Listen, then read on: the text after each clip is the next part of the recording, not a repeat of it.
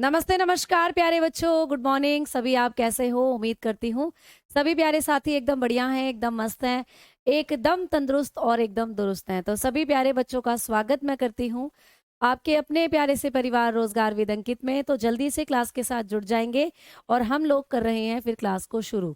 तो good morning सभी प्यारे बच्चों को, बहुत सारा प्यार, बहुत सारा आशीर्वाद आप सभी को। धन्यवाद भाई, शुक्रिया। और आप सभी का प्यार सुबह से मुझे मिल रहा है। मुझे व्हाट्सएप पर भी मैसेजेस आ रहे हैं और इंस्टा आईडी पर भी बच्चे विश कर रहे हैं। तो उन सभी को हाथ जोड़कर मैं प्रणाम करूंगी, थैंक यू बोलूंगी, धन्यवाद बोलूंगी जो भी बच्चे मुझे विश कर रहे हैं। तो प्यारे बच्चों, बहुत बहुत धन्यवाद, बहुत बहुत शुक्रिया। आप लोगों के प्यार की वजह से ही आज हम यहाँ पर हैं। तो आप लोगों का प्यार ही हमें यहाँ लेकर आया है।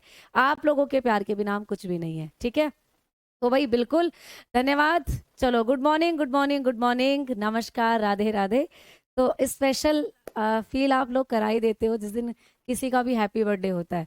तो जिनका आज हैप्पी बर्थडे है उनको भी मैं विश करना चाहूंगी हैप्पी बर्थडे। आप भी अपने जीवन में बहुत आगे पहुंचे, हेल्दी रहें, अच्छा इंसान बने और दूसरों की सहायता करने वाला बने। ठीक है बच्चों, तो आ जाओ, अब हम लोग कर रहे हैं अपनी क्लास की शुरुआत। ठीक है, रुको एक सेकेंड। चलो भाई आ जाओ, करते हैं अपनी क्लास की शुरुआत। तो हम लोगों का टॉपिक चल रहा था विषाणु जनित रोग, वहीं से क्लास की शुरुआत करेंगे। विषाणु जनित रोग, विषाणु जनित रोग जिसको हम कहते हैं वायरल डिजीजेस। वायरल डिजीजेस हम लोग पढ़ रहे थे, विषाणु जनित रोगों के बारे में बात चल रही थी। तो मैंने आपको पिछली क्लास में एक ट्रिक लिखवाई थी भाई, है ना?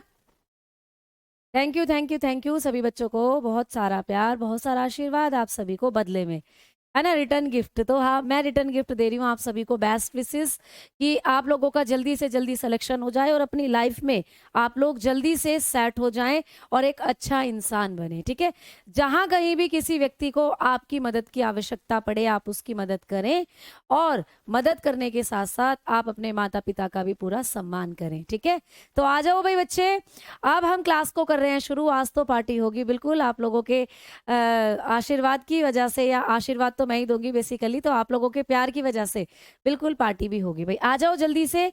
आज हम बात करेंगे कि मैम विषाणु जनित रोग जो होते हैं ये एक ट्रिक से मैंने बताए थे भाई, आपने याद करी थी, ए चाचा इन्हें डांटो खरे गाल पे छापो। तो सबसे पहले एड्स के साथ हम लोग कर रहे थे शुरुआत। तो आइए भाई एड्स के बारे में पढ़ना करते हैं शुरू। तो एड्स जो है इसके बारे में आप लोगों को कौन कौन से मेन पॉइंट हैं जो पेपर में आते हैं। सबसे पहले मैंने आपको कल बताया था, एड्स को फैलाने वाला जो पैथोजन होता है, एड्स किसके कारण होता है आप बताकर चलेंगे। एड्स को फैलाने वाला जो रोगाणु है ये विषाणु है भाई। तो एड्स फैलता है विषाणु के कारण। ठीक है, तो एड्स को फैलाने का काम करते हैं वायरसेस यानी विषाणु। अब कौन सा ऐसा विषाणु है जो हमारे अंदर एड्स करता है, यानी उस विषाणु का नाम भी आपको याद रखना है जो हमारे अंदर करता है एड्स। तो एड्स को फैलाने वाले वायरस का नाम है HIV। क्या है भाई? HIV। ठीक है, तो HIV के बारे में मैं आपको अभी चीजें बताऊंगी, लेकिन उससे पहले हम लोग थोड़ा सा एड्स के बारे में दूसरा पॉइंट जान लेते हैं। जो एड्स होता है मैम, इसकी फुल फॉर्म क्या होती है? तो एड्स की फुल फॉर्म आप लोगों को कभी भी पूछे आप बताएंगे एक्वायर्ड इम्यूनो डेफिशिएंसी सिंड्रोम। ठीक है, एक्वायर्ड इम्यून डेफिशिएंसी सिंड्रोम आप बताकर चलेंगे। एड्स की फुल फॉर्म होती है एक्वायर्ड इम्यून डेफिशिएंसी सिंड्रोम, ये होती है भाई एड्स की फुल फॉर्म। तो कई बार पेपर में आपको इजीएस्ट क्वेश्चन भी बन के आ जाते हैं, जरूरी नहीं है टफ लेवल के क्वेश्चन पूछेगा। कई बार एक आधा प्रश्न इजीएस्ट लेवल का भी आता है जिसमें फुल फॉर्म, DNA की फुल फॉर्म, RNA की फुल फॉर्म, ATP की फुल फॉर्म, या फिर आपको एड्स जैसी बीमारी की फुल फॉर्म पूछ लेता है। तो एड्स की फुल फॉर्म होती है acquired immune deficiency syndrome. Acquired का मतलब होता है बेटा अर्जित, यानी ऐसी बीमारी जो हमने अर्जित करी है। ठीक है, इम्यून का मतलब होता है प्रतिरक्षा, इम्यून का मतलब होगा प्रतिरक्षा। मैंने बताया था ना कि एड्स रोग के अंदर हमारी रोगों से लड़ने की शक्ति खत्म हो जाती है, यानी हमारी इम्यूनिटी खत्म हो जाती है एड्स के अंदर। इसीलिए जो एड्स बीमारी होती है इसको एक्वायर्ड इम्यून, यानी इम्यून का मतलब प्रतिरक्षा से संबंधित बीमारी है। डेफिशिएंसी का मतलब होता है अपूर्णता।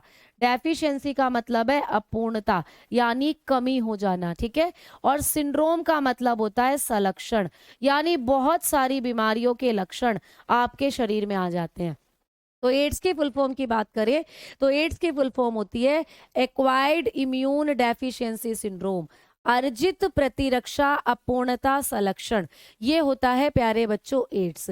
अब ये जो एड्स होता है ये फैलता है किसके कारण, तो आप लोग बताकर चलेंगे कि मैम एड्स फैलता है हमारे अंदर एक विषाणु के कारण। और उस विषाणु का नाम क्या है, उस विषाणु का नाम क्या है। Audio problem, video and audio problem हो रही है। ऑडियो में तो क्या दिक्कत आ रही है बताओ, और वीडियो भी मेरे सामने चल रही है तो सही चल रही है बेटा, ठीक है। चलो अब आ जाओ, बात करते हैं HIV के बारे में। तो एड्स की फुल फॉर्म तो आप लोगों ने लिख ली, अब बात करेंगे HIV की फुल फॉर्म। तो आइए प्यारे बच्चे हेडिंग डालेंगे HIV। HIV, तो ये जो HIV होता है इसकी फुल फॉर्म क्या होती है, तो HIV की फुल फॉर्म होती है ह्यूमन, HIV की फुल फॉर्म होती है ह्यूमन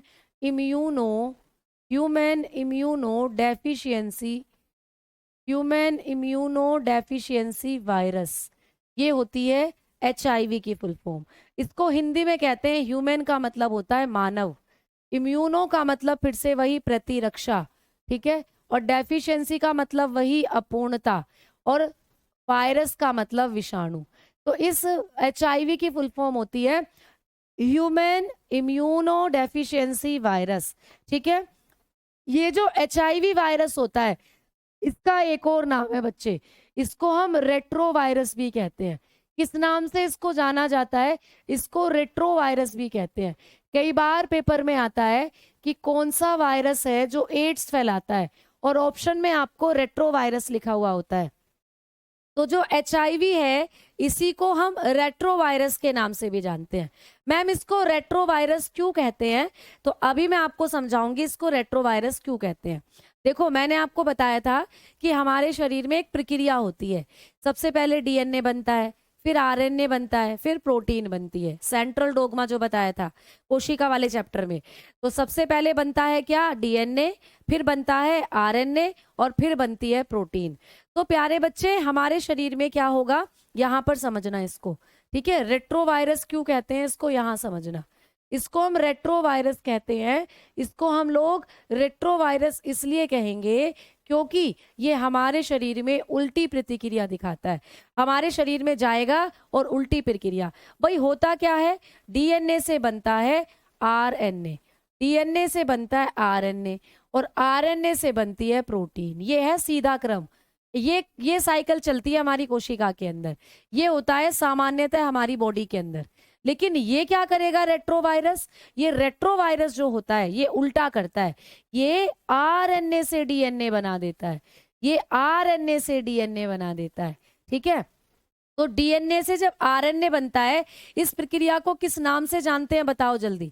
मैंने आपको पेपर में बताया, पेपर में क्या पिछली क्लास में बताया था जब हमने कोशिका वाला चैप्टर करा था, वहां मैंने बताया था कि हमारे शरीर में वो प्रक्रिया जिससे DNA से RNA बनता है उसको क्या कहते हैं, जल्दी बताओ। इलाज नहीं है बेटा एड्स का अभी तक, क्यों नहीं है ये भी बताऊंगी, ठीक है। अगर मैम HIV नेगेटिव हो तो एड्स नहीं हो सकता, बिल्कुल नहीं हो सकता, ठीक है। अभी सुन लो समझाती हूँ। तो बेटा आपके शरीर में DNA से बनता है RNA, और DNA से जब RNA बनेगा तो इस प्रक्रिया को हम लोग कहते हैं ट्रांसक्रिप्शन, इसे कहा जाता है ट्रांसक्रिप्शन, इसे कहते हैं हम लोग अनुलेखन। क्या कहेंगे, अनुलेखन, हिंदी में इसको कहते हैं अनुलेखन। अब ये जो DNA से RNA बनता है इसको कहते हैं अनुलेखन, और ये कर देता है हमारे शरीर में उल्टा अनुलेखन।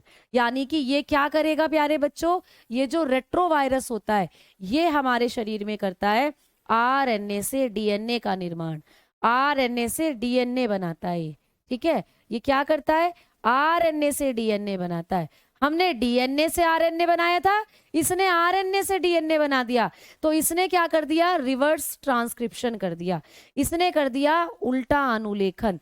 ये जो प्रक्रिया है इसको कहते हैं उल्टा अनुलेखन। उल्टा काम कर रहा है ना, ये उल्टा अनुलेखन, मतलब ये उल्टा कर रहा है, डीएनए से आरएनए बनता है, ये आरएनए से डीएनए बना रहा है, तो उल्टा अनुलेखन करा इसने, इसने कर दिया रिवर्स ट्रांसक्रिप्शन, इसने कर दिया रिवर्स ट्रांसक्रिप्शन। तो इसीलिए इसको हम लोग कहते हैं रेट्रोवायरस। रेट्रो शब्द ही आया है रिवर्स के लिए, ये जो री है, री शब्द आया है रिवर्स के लिए, और टी शब्द, टी आर शब्द जो आया है ये आया है बेटा ट्रांसक्रिप्शन के लिए। तो इसका नाम पड़ गया रीट्रा, यानी कि रेट्रोवायरस इसको कह देते हैं। ठीक है, तो इसको कह देते हैं रेट्रोवायरस। समझ में आ गई बात? तो पेपर में कभी भी पूछेगा कि कौन सा वायरस रेट्रोवायरस के नाम से जाना जाता है, HIV। क्यों जाना जाता है? क्योंकि हमारे शरीर में उल्टी प्रतिक्रिया दिखाता है, रिवर्स ट्रांसक्रिप्शन दिखाता है, उल्टा अनुलेखन। हम डीएनए से आरएनए बनाते हैं, ये आरएनए से डीएनए बना देता है। ठीक है, समझ में आ गई बात? मैंने आपको बताया था ना कि जो वायरस होते हैं इनके शरीर में आनुवांशिक पदार्थ आरएनए होता है, इनके पास डीएनए नहीं होता वायरस के पास, तो इसके पास भी केवल आरएनए है, और इसी आरएनए से ये बना देगा डीएनए। समझ में आ गई? तो ये हमारे शरीर में उल्टी अनुक्रिया दिखाता है, इसीलिए इसको रेट्रोवायरस कहते हैं। तो ये कहानी समझ में आ गई। अब हम आगे बात करेंगे कि मैम HIV जो होता है ये हमारी हमारे शरीर की कौन सी कोशिकाओं को क्षतिग्रस्त करता है। तो ये हमारे शरीर की कौन सी कोशिकाएं हैं जिनको टारगेट करता है, क्षतिग्रस्त कोशिकाएं कौन सी हैं जिनको ये टारगेट करता है। तो बेटा आप बताएंगे सहायक T4 लिम्फोसाइट। हमारे शरीर में सहायक T4 लिम्फोसाइट सेल होती हैं, सहायक T4 लिम्फोसाइट कोशिकाएं। ठीक है, इनको ये क्या करता है बेटा, इनको ये करता है डैमेज। इंग्लिश में लिख लो पहले, हेल्पर T4 लिम्फोसाइट, यानी हिंदी में सहायक T4 लिम्फोसाइट। आपने जब WBC पढ़ी थी प्यारे बच्चे, तो WBC में आपने पढ़ा था कि WBC दो तरीके की होती हैं, लिम्फोसाइट, मोनोसाइट। तो लिम्फोसाइट का प्रकार होते हैं T4 B4, B lymphocyte, T4 lymphocyte. ठीक है, सहायक T4 लिम्फोसाइट को क्या करता है, ये टारगेट करता है। ठीक है, सहायक T4 लिम्फोसाइट कोशिकाओं को क्षतिग्रस्त करता है।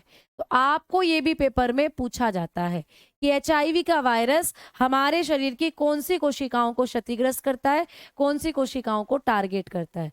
बेटा यही तुम्हारे शरीर की सिपाही है, इन्हीं को कहा जाता है तुम्हारे शरीर की सिपाही, यही है तुम्हारे शरीर की सोल्जर प्यारे बच्चे। तो इन्हीं को कहा जाता है आपके शरीर की सोल्जर कोशिकाएं। तो ये होती हैं आपके शरीर की सोल्जर हैं, ये आपके शरीर की, ये आपके शरीर की सिपाही हैं, यही आपके शरीर को क्या करती हैं, रोगों से बचाती हैं। अब इसने क्या करा, HIV ने इन्हीं को खा लिया, इन्हीं को खा लिया भैया। तो अब ये बता दो आपके शरीर में कौन सी कोशिकाएं बची जो आपकी सुरक्षा करेंगी। इनको तो इसने खा लिया। और जब आपको बुखार होता है, जब आपको कोई बीमारी होती है, आप दवाई खाते हो, दवाई भी इन्हीं की संख्या को बढ़ाती है। भाई मान लीजिए आपको हो गई बीमारी, आपको कुछ भी बीमारी हो गई, बुखार हो गया, आपका बुखार ठीक नहीं हो रहा, आप गए डॉक्टर के पास, डॉक्टर ने आपको दवाई दी, आपने दवाई खाई, दवाई खाने पर बुखार क्यों ठीक हो गया, क्योंकि आपके शरीर के अंदर T4 लिम्फोसाइट कम हो गई थी, इसीलिए बुखार हुआ, और बुखार ठीक नहीं हुआ, ये कमजोर हो गई थी, कम हो गई थी संख्या में। जैसे ही आपने दवाई खाई, दवाई इनको जाकर संख्या इनकी डबल कर देगी, दवाई इनको ताकतवर बना देगी जाकर। तो जैसे ही दवाई खाई, इनकी संख्या हो गई पावरफुल, इनकी फौज तैयार हो गई, और इन्होंने बैक्टीरिया और वायरस पर कर दिया वार, डिशुम डिशुम कर दिया। अब HIV ने क्या करा, HIV ने इन्हीं को नष्ट कर दिया, HIV इन सारी कोशिकाओं को खा गया। अब खा गया तो दवाई कहाँ पर जाके काम करेंगी, दवाइयां ऐसे ही आपके शरीर से बाहर निकल जाती हैं मूत्र के रास्ते। और इसीलिए एड्स जो होता है ये लाइलाज बीमारी होता है, एड्स लाइलाज बीमारी होता है। ठीक है, समझ में आ गई?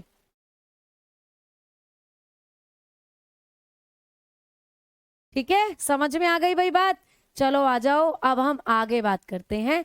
अब आगे बढ़ेंगे और आगे आपको पूछेगा कि ये जो HIV होता है प्यारे बच्चे, HIV जो होता है ये कैसा वायरस है, मतलब ये कैसी शेप होती है इसकी, तो आप लोग बताकर चलना ये सिंगल आरएनए वायरस है, सिंगल आरएनए वायरस होता है ये भी पूछा जाता है बहुत ज्यादा पेपर में। तो ये एक रज्जू की आरएनए वायरस है, मतलब इसमें आरएनए होता है बेटा, और आरएनए बताया था सिंगल स्ट्रैंडेड होता है, आरएनए एक ही हेलिक्स का बना होता है, तो ये एक रज्जू की आरएनए विषाणु होता है।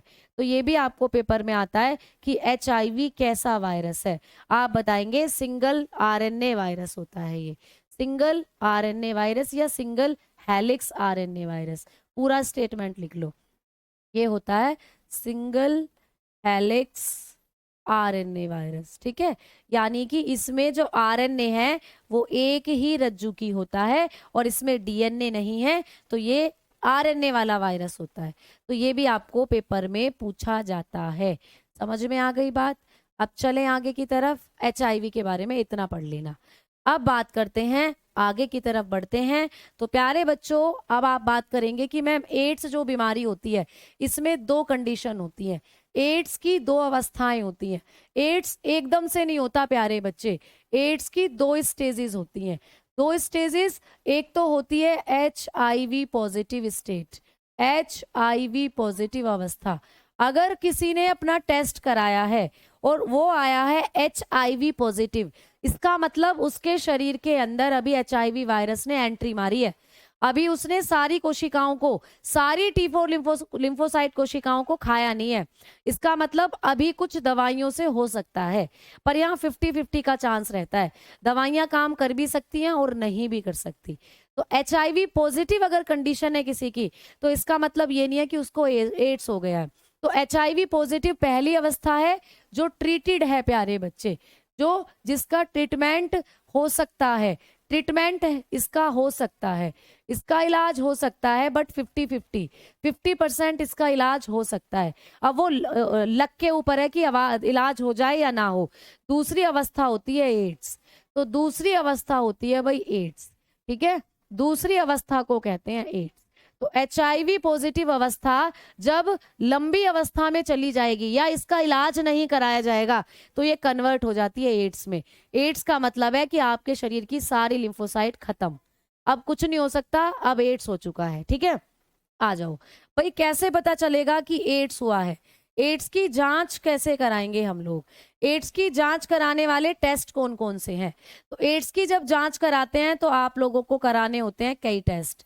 विडाल करा सकते हो आप लोग, विडाल तो टाइफाइड के लिए करा था, एलिसा करा सकते हो। क्या करा सकते हैं बेटा? एलिसा। तो आपको पूछेगा कि एड्स की जांच के लिए कौन सा हम परीक्षण करा सकते हैं? एलिसा। एलिसा सबसे ज्यादा पॉपुलर जो टेस्ट होता है एड्स के लिए। इसकी फुल फॉर्म भी पूछी जा सकती है, तो इसकी फुल फॉर्म होती है एलिसा की एंजाइम लिंक्ड, इसकी फुल फॉर्म होती है एंजाइम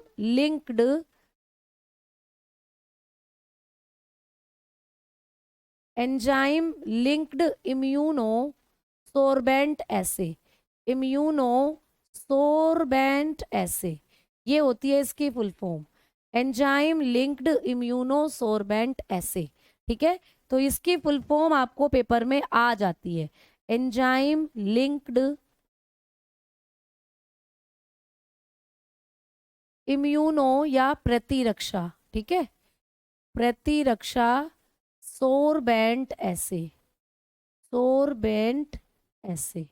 ठीक है, तो ये होती है प्यारे बच्चे किसकी फुल फॉर्म? ये होती है एलिसा की फुल फॉर्म। तो ये एक टेस्ट है जो कि कराया जाता है एचआईवी या एड्स की जांच के लिए। आ जाओ दूसरे टेस्ट की बात करते हैं। दूसरा टेस्ट है वेस्टर्न ब्लॉट। ठीक है, दूसरा टेस्ट है वेस्टर्न ब्लॉट, दूसरा टेस्ट है भाई वेस्टर्न ब्लॉट। ये भी आपको पूछा जाता है कि एड्स की जांच के लिए कौन सा टेस्ट कराते हैं, तो वेस्टर्न ब्लॉट कराया जाता है। ठीक है, वेस्टर्न ब्लॉट कराया जाता है। क्लियर? आगे बात करेंगे कि भाई नेक्स्ट जो होता है टेस्ट कौन सा होता है तीसरे नंबर पर। तो तीसरे नंबर पर जो एड्स की जांच के लिए टेस्ट है वो है पीसीआर। अब ये पीसीआर वो नहीं है पुलिस की वैन जो आ जाती है हुई हुई हुई हुई हुई हुई करके। ठीक है, तो ये पीसीआर नहीं है, ये एक टेस्ट है। एलिसा होता है, वेस्टर्न ब्लॉट होता है और पीसीआर होता है। ठीक है, एलिसा से टाइफाइड, टाइफाइड से हम विडाल टेस्ट करते हैं बेटा, विडाल। तो विडाल होता है टाइफाइड के लिए, ठीक है, मैंने कल की क्लास में आपको बताया था। अब देखो पीसीआर की फुल फॉर्म होती है polymerase, polymerase chain reaction, polymerase chain reaction, ठीक है। ये होती है किसकी फुल फॉर्म, ये होती है, आप बताएंगे, पीसीआर की full form, polymerase chain reaction, ठीक है। अब हिंदी में भी इसको ऐसे ही लिखेंगे हम लोग, पॉलीमरेज, पॉलीमरेज चेन रिएक्शन, ठीक है, पॉलीमरेज चेन रिएक्शन या अभिक्रिया। ये जो टेस्ट होता है ना पीसीआर, इसका ये आप लोगों में को कई बीमारी में टेस्ट कराने के लिए काम आ सकता है।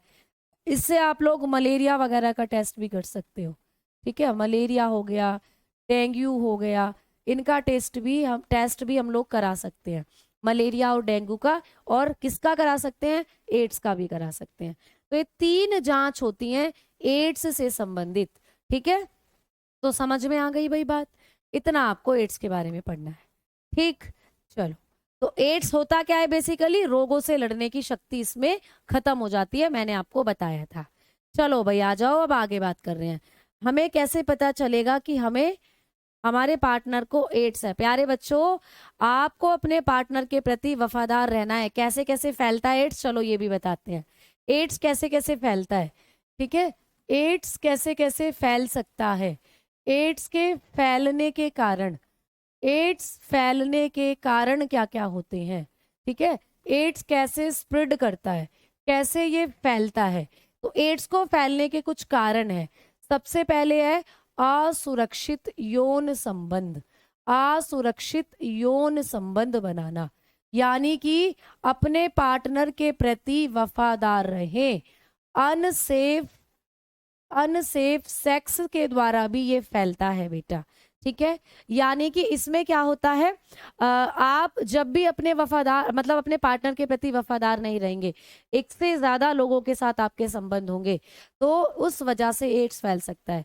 भाई हमें नहीं पता कि जिसके साथ हम रिलेशन में है उसको एड्स है या नहीं, तो आप उसके साथ भी, उसके साथ ऐसे करके अगर कोई एक व्यक्ति अपने पार्टनर के प्रति वफादार नहीं रहेगा तो एड्स हो सकता है, ठीक है।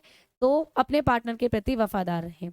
आ जाओ आगे बात करते हैं, नेक्स्ट आगे है भाई, इंजेक्शन के द्वारा फैल सकता है, इंजेक्शन के द्वारा फैल सकता है, इंजेक्शन, ठीक है, यानी कि जो आप लोग क्या लगाते हो, सुई वगैरह, सुई लगाते हो ना, इंजेक्शन लिख दिया मैंने, तो बेसिकली निडिल के द्वारा फैलता है। भाई एक व्यक्ति, 2 व्यक्ति आए हैं इंजेक्शन लगवाने डॉक्टर के पास, डॉक्टर ने एक व्यक्ति को इंजेक्शन लगा दिया और वही इंजेक्शन किसी दूसरे व्यक्ति को लगा दिया, तो डॉक्टर को भी नहीं पता था और उस जिस व्यक्ति को इंजेक्शन लगाया उसको भी नहीं पता था कि उसको एड्स है। तो मान लो ए वाला व्यक्ति जो है उसको इंजेक्शन लगा दिया, उसको एड्स था, वो इंजेक्शन जब उसके खून में गया तो उसके खून के अंदर से जो वायरस था वो निडिल पर चिपक गया, निडिल पर चिपक गया, वही इंजेक्शन डॉक्टर ने दूसरे व्यक्ति को लगा दिया, वो उसके खून में गया तो वहां पर वो वायरस छूट गया खून में, तो ऐसे फैल सकता है। इसीलिए सरकार ने करा है एक रूल कि भाई एक निडिल का इस्तेमाल एक ही व्यक्ति पर किया जाएगा, फिर उस निडिल को तोड़ दिया जाता है, ठीक है। और दूसरा क्या है बेटा, जो चिकित्सीय उपकरण होते हैं, तुमने देखा जैसे किसी की सर्जरी हुई भाई, अब सर्जरी में बहुत सारे इस्तेमाल की जाती है, कैंची, उस तरह फोर्सेप वगैरह हम लोग यूज करते, डॉक्टर यूज करते हैं, तो उनमें भी अगर किसी ऐसे व्यक्ति की सर्जरी चल रही है जिसको एड्स है, तो वो उपकरण उसके खून के कांटेक्ट में आएंगे तो उन पर भी वायरस लग सकता है। अगर उन्हीं उपकरणों का इस्तेमाल डॉक्टर ने किसी दूसरे व्यक्ति की सर्जरी करने में कर दिया तो उनमें भी एड्स का वायरस जा सकता है। तो बेटा डॉक्टर क्या करते हैं, उनको स्टेलाइज करते हैं, डॉक्टर उनको पानी में उबालेंगे और या नए उपकरणों का इस्तेमाल करते हैं, उनको फेंक दिया जाता है, ऐसे करके होता है, ठीक है। तीसरा है माता से बच्चे में जा सकता है, माता से बच्चे में, ठीक है, माता से बच्चे में जाता है, बच्चे में अगर कोई महिला प्रेग्नेंट है और उसका जो खून है वही बच्चे में जा रहा है, ठीक है, मदर टू चाइल्ड, तो उसका खून बच्चे में जा रहा है तो बच्चे को भी एचआईवी हो सकता है, एड्स हो सकता है, ठीक है। अब खून के माध्यम से तो फैलेगा ही फैलेगा, अगर किसी एचआईवी वाले व्यक्ति ने खून को डोनेट कर दिया और वही खून हमें चढ़ा दिया तो हमें भी एड्स हो जाएगा। क्या मैम एड्स मच्छर के काटने से होता है? तो नहीं बेटा, मच्छर की जो लार होती है या मच्छर का जो डंक होता है उसमें ये वायरस इनएक्टिव हो जाता है, वहां पर ये वायरस मर जाता है। तो ये मच्छर के काटने से नहीं होता जो HIV होता है। ठीक है, ये कारण होते हैं मेन HIV के। ठीक भाई। एड्स जो सबसे पहला केस मिला था एड्स का, वो सबसे पहले साउथ अफ्रीका के जंगलों में, बंदर में देखा गया था एड्स। फिर मानव में ये सबसे पहले देखा गया USA में, अमेरिका में, USA के अंदर, अमेरिका में सबसे पहला केस मिला था 1980 के आसपास। ठीक है, तो अगर हम पहले केस की बात करते हैं, मानव में एड्स का जो पहला केस मिला था मानव में, फर्स्ट केस जो मिला था मानव के अंदर, जो पहला केस मिला था वो USA में मिला था, USA United state of America में मिला था। और उसके बाद कौन से सन में मिला था? 1980 में मिला था। ठीक है, या ऐसा मान लेते हैं 81, दोनों ईयर आपको मेंशन हुए रहते हैं, तो आप 81 लिखकर चलना। ठीक है, लेकिन भारत की अगर बात करें, इंडिया में, इंडिया के अंदर, भारत में अगर बात करें, तो एड्स का जो सबसे पहला केस मिला था वो तमिलनाडु में मिला था। कहाँ मिला था? तमिलनाडु में मिला था। तमिलनाडु, तमिलनाडु स्टेट का नाम है। और तमिलनाडु के किस शहर में मिला था? चेन्नई में मिला था। Chennai express, Chennai express movie देखी है? तो चेन्नई में मिला था भारत के अंदर, एड्स का पहला केस चेन्नई में मिला था। ठीक है, अब जब भारत में पहला केस चेन्नई के अंदर मिला था, तो किस में मिला था बेटा? तो आप लोग बताना, ये मिला था एक महिला के अंदर, ये मिला था एक महिला में। अब ये पता नहीं ये महिला कहाँ से लेके आई थी इसको और कहाँ से नहीं लेके आई थी। तो भारत में एड्स फैलाने की जो जिम्मेदारी ली थी वो चेन्नई के अंदर एक महिला के ऊपर थी। इसने ही इस रोग को पूरे भारत में फैलाया। और कब? तो बेटा 1986 में भारत में आ गया था ये बीमारी। 1981 में सबसे पहले देखी गई थी कहाँ? USA के अंदर, अमेरिका में। और उसके बाद भारत में इसका पहला केस 1986 में, 6 ही साल लगे, देखो 6 क्या 5 ही साल लगे भारत में आने में। तो चेन्नई में मिला था पहला केस एक महिला में। तो ऐसे करके भी आपको याद रखनी। ठीक है, समझ में आ गई बात? चलो आ जाओ आगे बात करते हैं। अब एड्स के बारे में बहुत पढ़ लिया, अब घबराओ मत, आ जाओ दूसरी बीमारी की बात करते हैं। दूसरी बीमारी जो वायरस से होती है ये है स्मॉल पॉक्स। स्मॉल पॉक्स दूसरी बीमारी है भाई, स्मॉल पॉक्स, जिसको कहा जाता है चेचक, जिसको कहते हैं इंग्लिश में स्मॉल पॉक्स और हिंदी में कहते हैं चेचक। आपको पूछेगा ये किसके कारण होती है, तो बताना विषाणु के कारण होती है। तो चेचक भी हमारे अंदर वायरस करता है। ठीक है, अब वायरस का नाम क्या है? तो वायरस का नाम है प्यारे बच्चे वेरियोला। ठीक है, वेरियोला वायरस। तो वेरियोला वायरस है जो हमारे अंदर करता है चेचक, वेरियोला। ठीक है, वेरियोला, वेरियोला वायरस करता है हमारे अंदर चेचक रोग। अब वेरियोला वायरस कहाँ या कैसे फैलता है? तो ये वायरस भी हवा के कांटेक्ट से फैलेगा।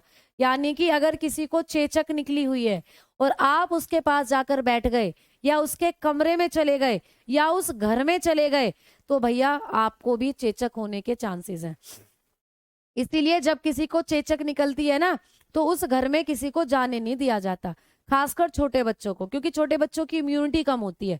तो रोगी को घर के सबसे अंदर वाले कमरे में बंद रखा जाता है। उस रोगी के बिस्तर अलग होता है, उस रोगी के कपड़े अलग होते हैं, क्योंकि उसके कपड़ों में, उसके बिस्तर में भी ये वायरस हो सकता है।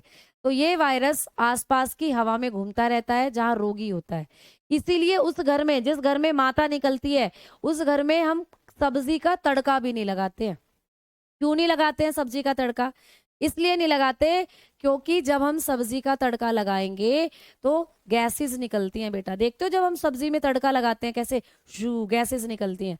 उन गैसेस के साथ ये वायरस उड़कर दूसरे घरों में भी जा सकता है।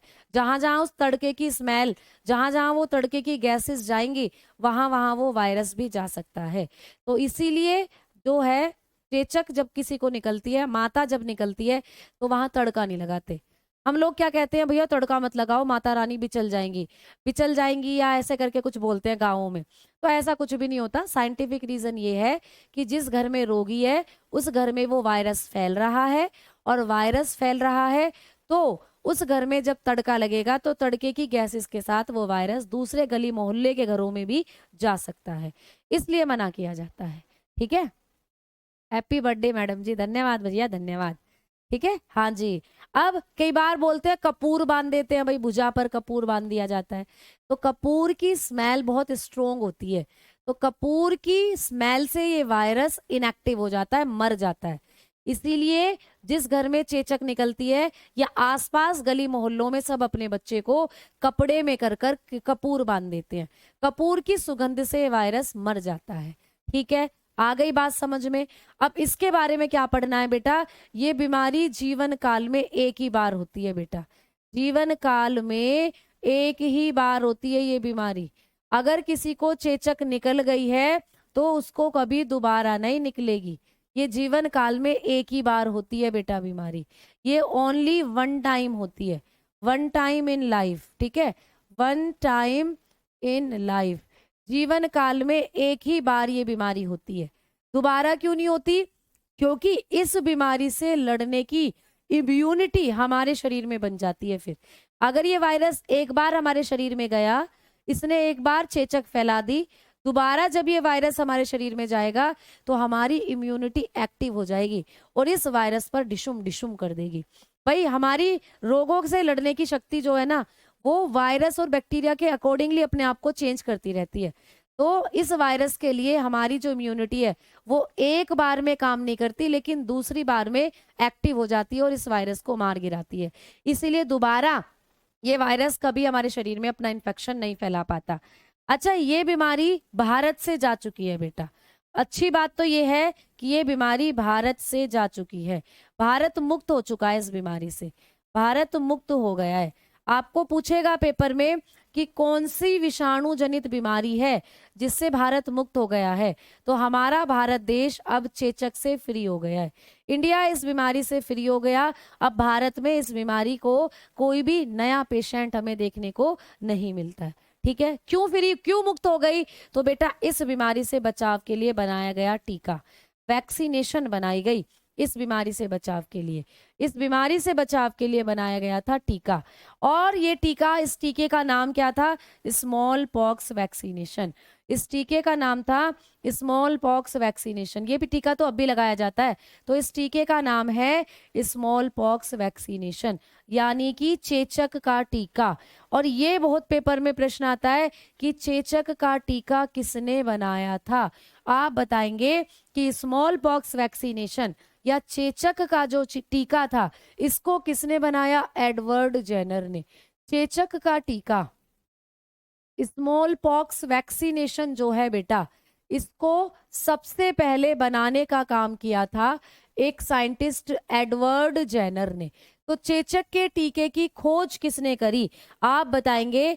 चेचक के टीके की जो खोज करी थी, चेचक के टीके की जो डिस्कवरी करी थी, वो करी थी एडवर्ड जेनर नाम के साइंटिस्ट ने, एडवर्ड जेनर ने। ठीक है, एडवर्ड जेनर, तो एडवर्ड जेनर जी ने चेचक का टीका बनाया था, एडवर्ड जेनर ने बनाया था चेचक का टीका। अब ये जो चेचक का टीका है ना, इसी को प्रथम टीका भी कहा जाता है। ये जो चेचक का टीका है इसी को हम लोग प्रथम टीका भी कहते हैं बेटा, सबसे पहले यही टीका बना था, प्रथम टीका भी कहते हैं इसको। यही है first vaccination, first made vaccination, first made vaccination है ये, सबसे पहले यही टीका बना था प्यारे बच्चों। ठीक है, प्रथम टीका बनाया किसने, एडवर्ड जेनर ने। तो ये बनने वाला सबसे पहला टीका था, इतना याद रखना। तो यही है जो सबसे पहले टीका बना, इसके बाद दूसरे टीके बने थे, तो सबसे पहले इसी टीके को बनाया एडवर्ड जेनर ने। इसीलिए एडवर्ड जेनर जी को कहा जाता है फादर ऑफ इम्यूनोलॉजी, इनको कहा जाता है फादर ऑफ इम्यूनोलॉजी, यानी इनको कहते हैं प्रतिरक्षा तंत्र के पिता।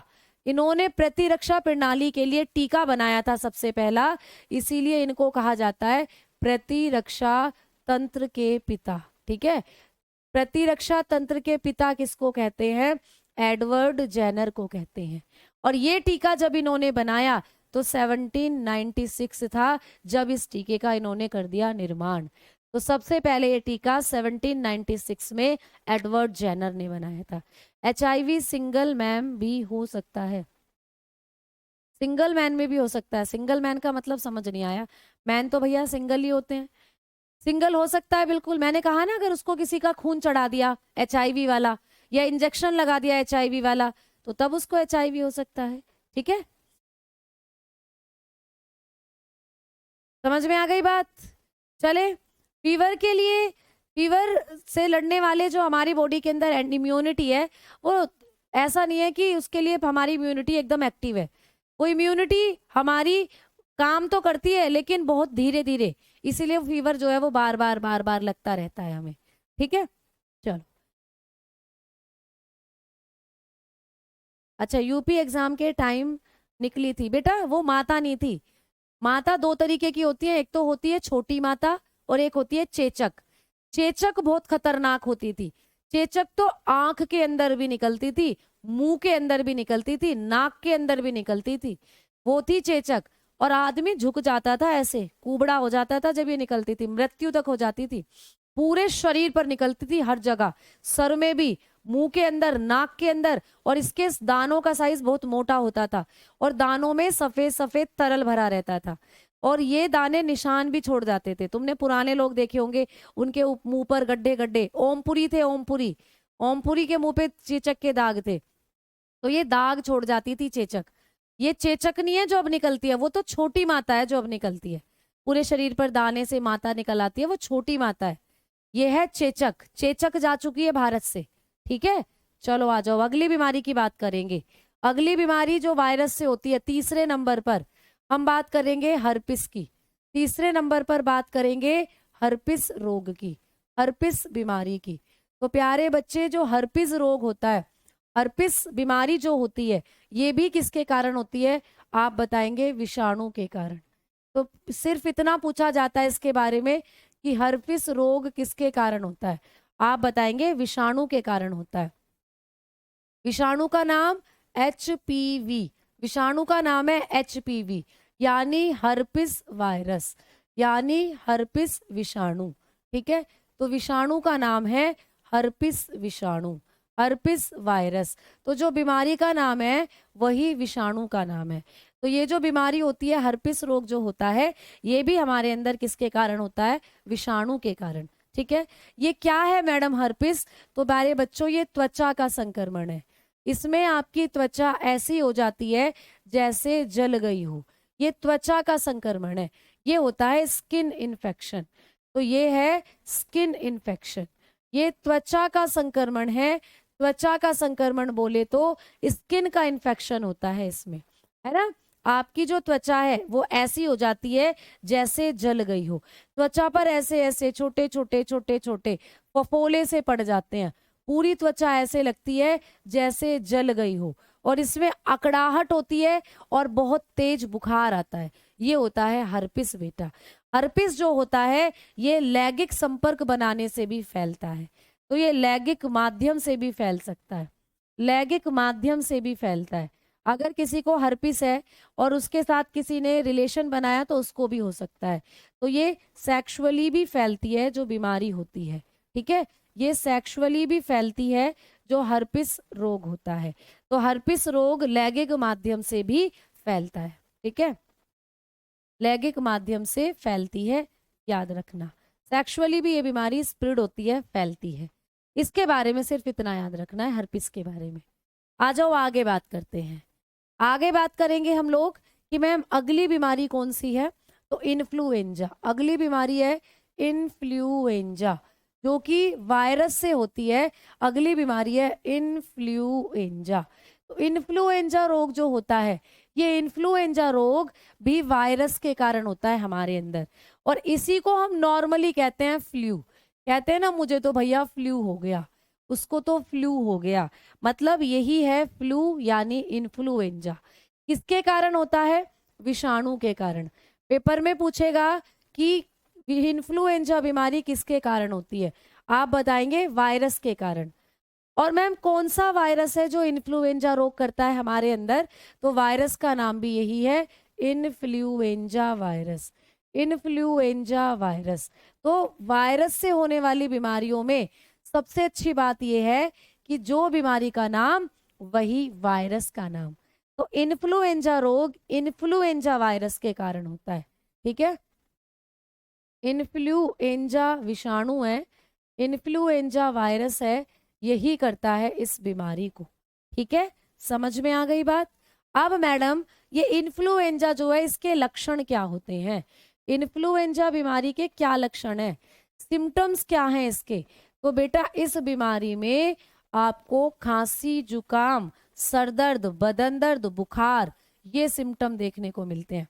ये तो बीमारी नॉर्मल है, कभी भी हो जाती है। अब बरसात का मौसम आएगा तो देखना डेंगू चलेगा, इन्फ्लुएंजा चलेगा। तो इन्फ्लुएंजा का वायरस बरसात के मौसम में ज्यादा एक्टिव रहता है और एक व्यक्ति से दूसरे व्यक्ति में चला जाता है। जुकाम होगा पहले तुम्हें, फिर तुम्हें पूरे शरीर में दर्द होगा, फिर तुम्हें बुखार हो जाएगा, सर दर्द होगा। ये होते हैं इन्फ्लुएंजा के लक्षण। बुखार हो गया है ना, सर दर्द हो गया, बदन दर्द हो गया, पूरे शरीर में दर्द होता है। ठीक है, जुकाम हो जाएगा साथ में, ये होती है इन्फ्लुएंजा। ठीक, तो ये है इन्फ्लुएंजा के सिम्टम। फीवर आएगा भाई, ठीक है, और हेडेक हो जाएगा हम लोगों को, हेडेक हो जाएगा, हेडेक होगा, और बॉडी बॉडी एक्ने या बॉडी एक हो जाएगा हम लोगों को, हेडेक, बॉडी एक हो जाएगा, और कोल्ड हो जाता है, यानी कि हमें क्या हो जाएगा, जुकाम वगैरह हो जाएगा। ये होता है इन्फ्लुएंजा। और फिर आप लोग डॉक्टर के पास जाते हो और डॉक्टर आप लोगों को कोई भी एंटीवायरल दवाई देता है। एंटीवायरल हम लोग दवाइयाँ खा लेते हैं, एंटीवायरल दवा खाते हैं फिर हम लोग। ठीक है, एंटीवायरल दवा जो बैक्टीरिया से आप लोगों को क्या करती हैं, प्रोटेक्शन देती हैं। ठीक है, आवाज तो आ रही है ना, कोई दिक्कत थोड़ी हो रही है क्लास में? चलो ठीक,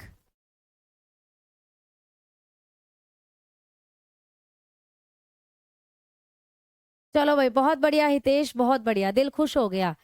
मेरे जन्मदिन का उपहार है कि वो लोको पायलट में सेलेक्ट हो जाएंगे और वो ही मेरे लिए बहुत बड़ा उपहार होगा। बिल्कुल बेटा, तो जब भी तुम सारे बच्चे सेलेक्ट होकर आओगे तो आप लोगों का मुंह मीठा हम करेंगे सम्मान समारोह में और आप लोगों को सम्मानित करेंगे। ये हमारी तरफ से आपके लिए एक उपहार होगा। ठीक है बेटा, तो बिल्कुल बहुत मेहनत करो, इतनी मेहनत करो कि इस बार आर या पार की लड़ाई लड़ जाओ। इतनी मेहनत कर जाओ कि इस बार लास्ट बैच हो तुम्हारा ये, और लास्ट बार तुम क्या करो, किसी भी एग्जाम की तैयारी, क्योंकि इसके बाद आप सेलेक्ट हो जाओ और सेलेक्ट होकर जो तुम्हारा उद्देश्य है वो पूरा हो जाए। ठीक है, चलो आ जाओ, आगे बात करते हैं अब हम लोग। ठीक, आ जाओ, आगे बात करेंगे कि मैडम जी एक और बीमारी होती है कॉमन कोल्ड। एक और बीमारी होती है प्यारे बच्चों, कॉमन कोल्ड। जैसे कि साधारण जुकाम हो जाता है आप लोगों को, जो आए दिन हुआ रहता है, साधारण सा जुकाम हो जाता है, ये किसके कारण होता है? तो जब भी पेपर में पूछेगा कि साधारण जुकाम किससे होता है, ये भी भाई विषाणु से ही होता है हमारे अंदर। साधारण जुकाम भी हमारे अंदर वायरस करता है। और मैम कौन सा वायरस है जो साधारण जुकाम करता है? तो उस वायरस का नाम है राइनो वायरस। उस वायरस का नाम है राइनो वायरस। राइनो का मतलब होता है नाक। तो प्यारे बच्चे जुकाम कहाँ होता है? नाक में, राइनो वायरस। अच्छा तुमने गैंडा देखा है? गैंडा, गैंडा जो होता है, राइनो बोलते हैं उसको, राइनोसोरस। गैंडे की नाक पर सींग होता है, गैंडे की नाक पर सींग है, इसीलिए उसको कहते हैं राइनोसोरस। ठीक है, तो राइनो का मतलब होता है नाक। तो आपकी नाक में जब जुकाम होगा तो उसको करने वाला जो वायरस है उसका नाम है राइनो वायरस। तो ये भी आ जाता है पेपर में कि जब हमें साधारण जुकाम होता है तो ये किसके कारण होगा? तो आप बताएंगे विषाणु के कारण। कौन सा विषाणु है? राइनो वायरस है। आ जाओ अगली बीमारी की तरफ बढ़ लिया जाए। अगली बीमारी है डेंगू। डेंगी बोलते हैं बेटा इसको, ठीक है, इसको कहा जाता है डेंगी, लेकिन हम लोग बोलते हैं डेंगू। तो डेंगी या डेंगू बीमारी जो होती है ये किसके कारण होती है? तो भाई ये बीमारी भी हमारे अंदर वायरस करता है। अगली बीमारी डालेंगे डेंगी। अब ये जो डेंगी है ना, इसी को हड्डी तोड़ बुखार भी कहा जाता है। क्या कहते हैं बेटा इसको? हड्डी तोड़ बुखार। इसको कहते हैं हड्डी तोड़ बुखार। यानी कि इसमें इतना दर्द होता है हाथ पैरों में, ऐसा लगता है हड्डियां टूट गई हों, इतना दर्द होता है बेटा। तो इसको कहा जाता है bone cracking fever. Bone cracking fever है ये, ठीक है। तो आप लोग बताएंगे कि बोन क्रैकिंग फीवर किसको कहते हैं? डेंगू को कहा जाता है हड्डी तोड़ बुखार। ठीक, ये भी आता है पेपर में, बोन क्रैकिंग फीवर। भाई किसके कारण होगा डेंगू? हमने पढ़ा विषाणु के कारण होगा। वायरस करता है डेंगू जो होता है। अब वायरस कर रहा है तो वायरस का नाम आप लोग बताएंगे। वायरस का नाम है अरबो वायरस। भैया अरबों का आता है ये वायरस, ये लाख का नहीं आएगा, करोड़ का नहीं आएगा, अरबों रुपए का आता है ये वायरस। तो अरबो वायरस किसका है आप बताएंगे? अरबो वायरस होता है डेंगू का। तो डेंगू को फैलाने का काम करता है अरबो वायरस, ठीक है। अब ये डेंगू रोग हमारे शरीर में कैसे पहुंचता है? क्या इस रोग को फैलाने वाला कोई कारक है क्या? तो बिल्कुल, ये जो अरबो वायरस है प्यारे बच्चों, ये हमारे शरीर में कैसे पहुंचेगा? इसको हमारे शरीर में ले जाने का काम एक मच्छर करता है। तो डेंगू मच्छर के काटने से होता है और उस मच्छर के अंदर ही होता है ये वायरस। ये मच्छर जब हमें काटेगी, इस वायरस को हमारे शरीर में छोड़ देगी। तो मच्छर कौन है भाई? तो जो भी मच्छर तुम्हारा खून पीती हैं वो महिलाएं होती हैं। महिलाएं, महिलाओं का कर्तव्य है खून पीना। तो महिलाएं ही खून पीती हैं, चाहे वो मच्छर हो या एक जीती जागती महिला हो। तो महिलाओं का काम है खून पीना। तो खून पीने का काम कौन करती है? हमेशा महिला मच्छर। ये जितने भी मच्छर तुम देखते हो ना उड़ते रहते हैं, ये महिला मच्छर हैं जो तुम्हारा खून पीती हैं। मैम फिर नर क्या करते हैं? नर करते हैं बेटा कूड़ा खाने का काम। तो जितना भी कूड़े के ढेर पर तुम्हें मच्छर मिलते हैं, ये होते हैं नर मच्छर। इनके पास डंक नहीं होता। जैसे महिला मच्छर, उसके पास डंक होता है, स्टिंग, जिसको तुम्हारी स्किन में वो डालती है और खून को पी जाती है। लेकिन नर मच्छर के पास डंक नहीं होता। नर मच्छर का मुंह मक्खी के जैसा होता है, तो वो बेचारा कूड़ा खाता है इधर उधर इधर उधर। और मैम क्यों पीती है ये महिला मच्छर खून? अपने अंडों को पोषण देने के लिए। इनके पेट में अंडे होते हैं और अंडों को देती हैं पोषण। समझ में आई बात? ठीक। तो महिला मच्छर है, महिला एडीज इजिप्टी। आप लोग बताएंगे महिला एडीज इजिप्टी है मच्छर का नाम, एडीज इजिप्टी। तो महिला एडीज इजिप्टी मच्छर है। यही मच्छर करती है हमारा खून पीने का काम और यही करेगी डेंगू। फीमेल एडीज इजिप्टी, ठीक है। फीमेल एडीज इजिप्टी मस्कीटो है, यही करती है हमारा खून पीकर डेंगू हमारे अंदर। तो फीमेल एडीज इजिप्टी मॉस्किटो जो होता है, यही हमारे अंदर डेंगू का कारक है प्यारे बच्चों। तो आपको पूछेगा कौन सा मच्छर है जो डेंगू करता है? तो महिला एडीज इजिप्टी। अब इसको ना एक और नाम से जाना जाता है। इसका एक और नाम है बच्चे, इसे हम टाइगर मॉस्किटो भी कहते हैं। टाइगर मॉस्किटो के नाम से भी जानी जाती है ये, टाइगर मॉस्किटो। तुमने एक वो सुना है, चित्ता ही कह दें भाई, चित्ता ही कह दें, तो चीता ही कह दें इस मच्छर को भी, ध्यान रखना, ठीक है। टाइगर मॉस्किटो है ये, इसे कहते हैं चीता मच्छर। तो ये चीता मच्छर है बेटा। क्यों है? क्योंकि जैसे चीते पर धारियां होती है ना, वैसे इस मच्छर पर धारी होती है। आज मेरा नेट का कनेक्शन बोर्ड वाला जो गायब है, तो मैं दिखाती तुम्हें चीता मच्छर को। जैसे तुमने सुना है ना शेरी कह दे, तो इसको चीता ही कह दे प्यारे बाल को, ठीक है। चलो भाई, आओ आगे बात करते हैं अब हम लोग। तो ये जो चीता मच्छर होती है, एडीज इजिप्टी होती है, यही हमारे अंदर लेकर जाएगी इस अरबो वायरस को और होगा डेंगू।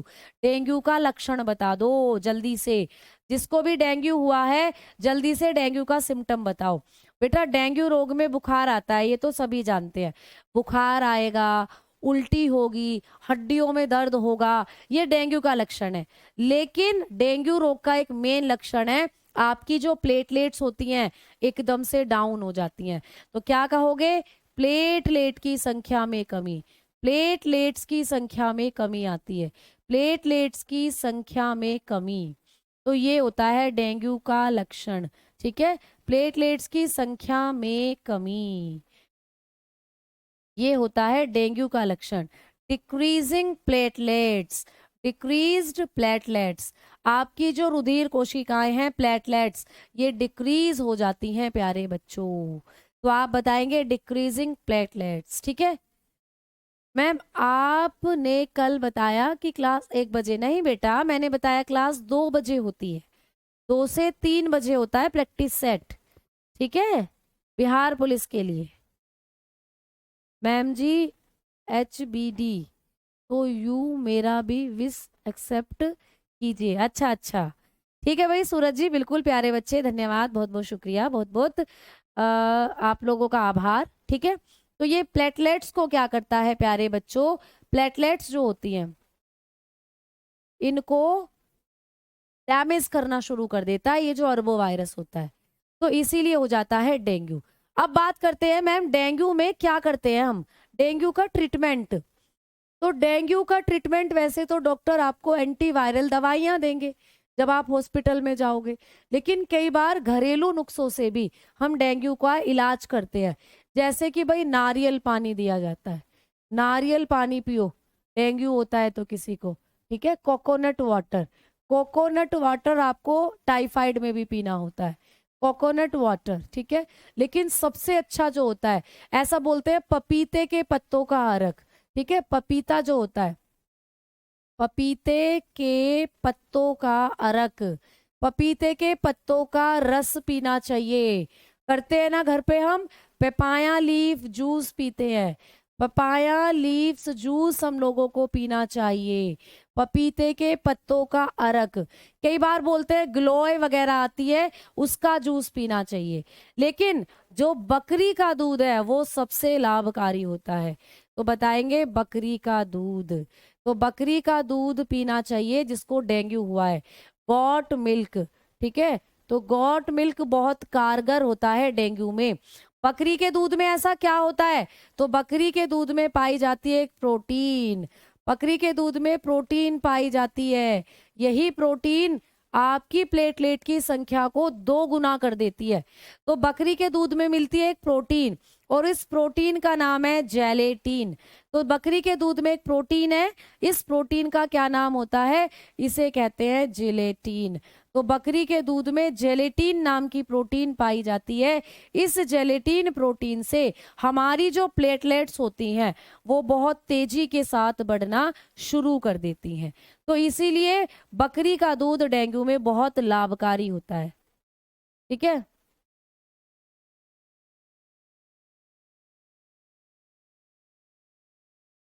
जेलेटिन प्रोटीन, अब देखो ये जो जेलेटिन प्रोटीन है ना, यही आपकी प्लेटलेट्स को दुगना कर देती है डेंगू के अंदर, ठीक। चले आगे अब, तो इतना आपको डेंगू के बारे में करना है याद, ये इतनी चीजें हैं जो डेंगू के बारे में आपको पूछी जाती हैं, ठीक है बेटा। आ जाओ अब हम आगे बात करते हैं।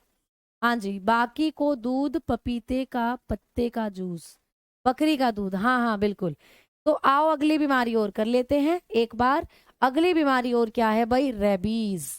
तो जो कि वायरस के कारण ही होती है रेबीज, रेबीज जिसको हम लोग एक और नाम से जानते हैं, और बहुत बार आता है पेपर में कि रेबीज क्या है, तो रेबीज को कहते हैं हाइड्रोफोबिया, हाइड्रोफोबिया कहा जाता है इसको, हाइड्रोफोबिया। हाइड्रोफोबिया का मतलब होता है पानी से डरना, हाइड्रो का मतलब पानी और फोबिया का मतलब होता है डर। तो इस बीमारी में व्यक्ति जल से डरता है, हाइड्रोफोबिया का मतलब होता है जल से डरना, पानी जहां भी देखेगा ना डर जाएगा, फियर ऑफ वाटर। तो यहाँ पर पानी से डरना होता है हाइड्रोफोबिया।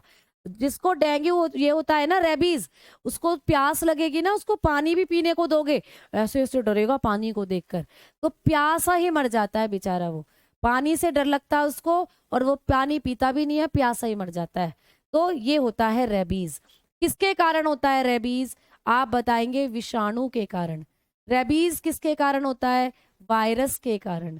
और वायरस का नाम क्या है, तो जो वायरस हमारे अंदर रेबीज करेगा उस वायरस का नाम है रिबडो वायरस, रिबडो वायरस। तो रिबडो वायरस करता है हमारे अंदर रेबीज।